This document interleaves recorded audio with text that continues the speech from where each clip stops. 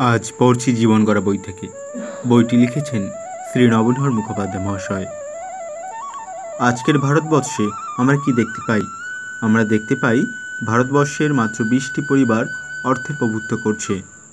ধনী মানুষ, কিছু লেখাপড়া জানা মানুষ, এরকম কিছু সুবিধাভোগী মানুষ দেশে কর্তৃত্ব করছে। রাষ্ট্রসংঘের এক সমীক্ষা অনুসারে ভারতবর্ষের মোট জনসংখ্যার 74.5% অসুবিধাভোগী দলের লোক। এটা কি আমরা সহ্য করতে পারি?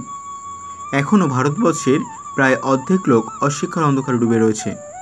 যাদের স্বাক্ষর বলি, তাদের ভেতরেও 30 থেকে 35% লোক কোনো রকমে নাম লিখতে পারে। এদের শিক্ষিত বলা যায় না। ভারতবর্ষে প্রায় অর্ধেক মানুষ কোনো রকমে খাওয়া পড়ার যে স্তর, তা থেকেও নিচে বাস করে। সত্যি বলতে ভারতবর্ষের অধিকাংশ মানুষেরই বসবাসের উপযুক্ত ঘরদোর নেই।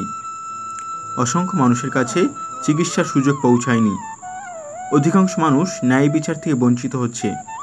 এই যে ন্যায় বিচারের অধিকার, এটা এখন বৃথা বাগাম্বরের মতো। ভারতবর্ষে এরূপ ভয়াবহ, নিদারুণ, দুঃখজনক অবস্থায় আমরা কি পশুর মতো নিজ নিজ স্বার্থসিদ্ধিতে সন্তুষ্ট থাকতে পারি?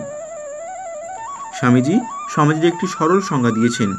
তিনি বলছেন, একটি সমাজ তৈরি হয় একটি বেশটি মানুষ নিয়ে। এই সংজ্ঞার ওপর নির্ভর করেই স্বামীজি এই সিদ্ধান্তে পৌঁছেছেন যে তোমরা যদি তোমাদের সমাজের উন্নতি করতে চাও, তাহলে তোমাদের সমাজের উপাদান ব্যক্তি মানুষের উন্নতি বিধান করতে হবে। সেজন্য স্বামীজির কাছে সমাজের উন্নয়ন বলতে বোঝায় ব্যক্তি মানুষের উন্নয়ন, তার চরিত্রের উন্নয়ন। ভগিনী নিবেদিতা, যিনি স্বামীজিকে খুব ভালোভাবে বুঝেছিলেন, তার সম্পর্কে লিখছেন, তিনি নিজের করণীয় কর্তব্যকে কঠোরভাবে সংহত করে বলতেন, মানুষ তৈরি আমার ধর্ম। আর সেই মানুষ তৈরি কাজ করেছেন দিনের পর দিন অব্যাহত পরিশ্রমে, গুরু রূপে, পিতা রূপে, শিক্ষক রূপে, যখন যেভাবে প্রয়োজন সেইভাবে। তাই স্বামীজির মতে মানুষ তৈরি করাই ভারতবর্ষের পুনর্জাগরণের একমাত্র উপায়।